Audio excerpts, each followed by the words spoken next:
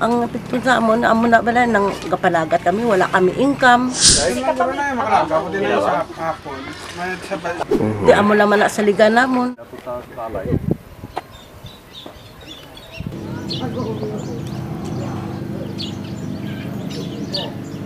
Ang amon nga income, amo lang na. Pangisda lang gid. Kung may obra sa kampo, sideline sa kampo. Tapos kung wala, amo na panagat. Kaya ang amon nga income, kalimbawa subong na, makabaligya kami, kuha kami 5 kilo. Amo lang na, may ara man makakuha kami 10 kilo. Para lang nga may pakaon man kami sa amon pamilya, kag sa mga estudyante. Nakita mo nga may isda nga kalamatay? Oo, sir. Kay gapanikop kami sa higad suba, gapanikop. Masikupan namon ang mga bagtis. Nga kon nga upod nakakuha man sang dako nga isda. Na. Subong nay kay may ara sa mga nagakatabo di nga fish kill sa Malabong. Ano na lang ang aton nga ginakuan pang adlaw-adlaw ate? Amo na gani problema man namon. Kay tungod sang amon kapigaduhon, at least nagatinguha man kami nga maka-income kami. Panguot, bisan ulan, galakat kami sa baybay. Akon ba, nagalakat sa baybay para lang makakuha sang alimango. May lawat kami bugas. Amo lang ginang amon nga mga kwanri problema. Tapos, parte naman sa tubig nga na, nakibot lang man kami to, nga gulpi lang man to nagkalahilo ang mga isda. Di way man kakuan kung anong dahilan sa to, di kay siyempre isda. Di panguaon namon. Kag ibaligya. Nga, para kadlawat man kami bugas. Anong ginakulbaan nyo na basi tungkol sa pagkalamatay sa isda? Gakuan man kami pero amo na ang ginakuan na namon kay basi man bala kun ang isda, basi o kun hilo, man bala o kun ano, makuan man sa amon. Pero ginaano lang man namon sir nga magkuan kami, ginakuan lang namon ulo kag ginatinluan lang maayo.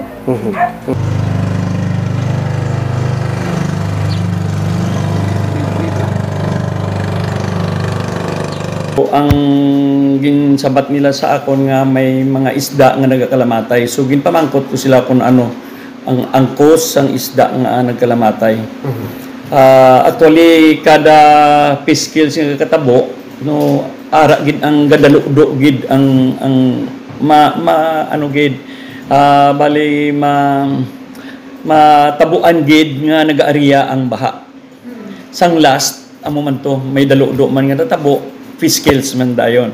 So sang second ni nga natabo naman liwat, so gadalukdo man sa gyapon kag may fish kills naman nga natabo. So kada may fish kills dira nga tatabo, so ang tao kung pamangkuton mo dira, so wala naman sila sang iban nga pamangkutan base nag-area naman o ano, pero ako I'm not pinpointing kung sino gid ang responsible.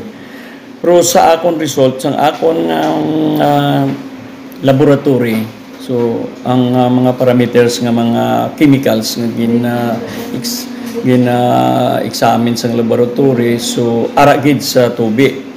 So ilan na nakita na pandagaan ko man sila kopya, so sila na lang sina magbinag-binag o kung maglantaw kung ano ang resulta sina.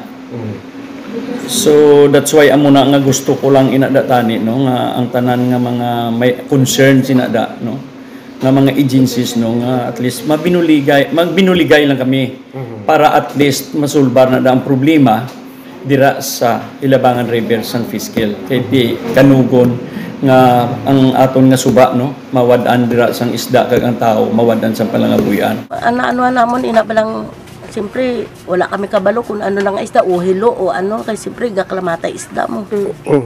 Namon na nga kisa wala na kami gakuan isda.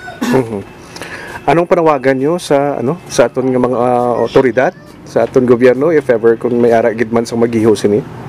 Ang ano lang namon ina balang oras ba lang lumbawa bi kung mag ano kami gusto anong may lumbawa bi inang isda na kinala namon palagat may kwaon kami tapos kung may kalamatay man isda inablang kadto ng sunig ko ay bawalan bala mag pugas ang sentral nga hindi man maglaman tay isda nga may income man kami.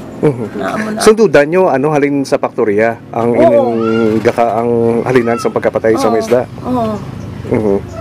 Kay tungod daw wala sila gatinlo sila sang kuan bala. Ang ginagalingan katubo na. Yes, gintagaan ko na sila copy sang akon nga barangay incident report kag together sang akon nga laboratory. So nahatag ko na sa ila. That was the first scale nga natabo sang June 9. So ining ikaduha, so wala ko pa sila ma-inform. So gahimo pa ko sang akon incident report na naman para nga itagaan ko naman sila kopya for the second time sang fiscal dira nga natabo. Actually ang epekto sila dati makuhaan pa lang nga buyan ang aton da nga pumuluyo kag at the same time no later on wala nakita da sang isda nga makuha kon magsigi-sigi ng fiscal. So how about sang aton nga next generation? So wala na sila sapan. Actually, ang tao, subong ga-enjoy na sila kung may fiscal kay tungod nga makabaligya sila. Pero ko, isa lang nakaadlaw. Pero how many years ka mo nga mag-suffer dira nga wala ka mo kwaon. Ang makuha ko da nung mga report o kung ang ginakuha ko ang side ng tao. So, actually daw, amo ginaang ila nga ang kuha na factory.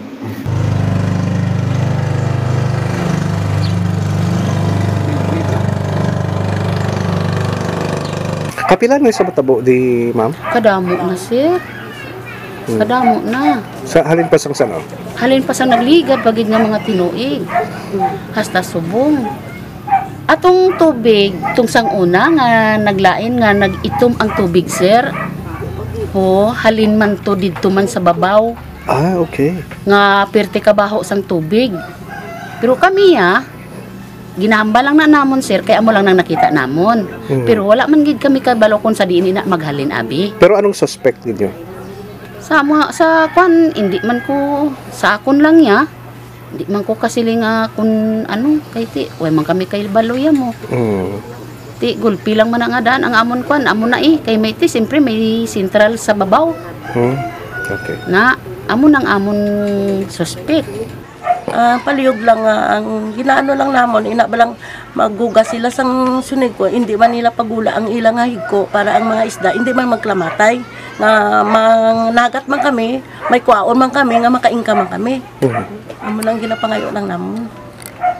Ang akon lang sir nga kung pwede man lang amo ina kay ti siyempre pangabuhian namon panagat lang gid ila man dipindihan ang suba nga para nga kung ano may pangwaan man kami balaw subong sina pigado kami ti kung anong mga kwan sa wala man gid kami dising may mabaton na way gid kaon anong kaayuhan wala gid kami diya serya paninguha lang gining amon niya